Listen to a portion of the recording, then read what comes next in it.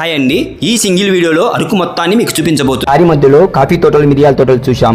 మధ్యలో అలా Araku street food కనపడితే టేస్ట్ చేశాము. తర్వాత అడ్వెంచర్ పార్క్ కనపడింది, అది చూడడానికి బాగా ఉంటే అలా ఎంట్రీ ఇచ్చేసాము లోపలికి. ఈ పార్కులో చూడడానికి ప్రతి ప్రదేశం చాలా బాగుంది. అక్కడ డ్రాగన్ ఫ్రూట్ తోట కనపడితే అందులోకి వెళ్ళేసి ఒక పండు కోశాను. తరువాత బ్రిటిష్ కాలం నాటి చర్చి దగ్గరికి వచ్చాము.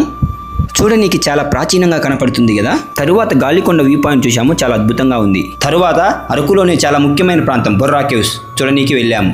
ఈ గుహలు ఎంతో ప్రాచీనమైనవి. అరకు అంటే ముఖ్యంగా గుర్తొచ్చేది బొర్రా కేవ్స్. ఈ ప్రదేశం తెలియని వాళ్ళు ఎవరూ ఉండరు. ఇది మొదటిసారి చూస్తే చాలా ఎగ్జైట్మెంటెడ్ గా పాతాళ లోకానికి ప్రవేశ ద్వారం లాగా ఉంది. అలా నడుచుకుంటూ లోపలికి వెళుతూ ఉంటే వస్తూనే ఉంది.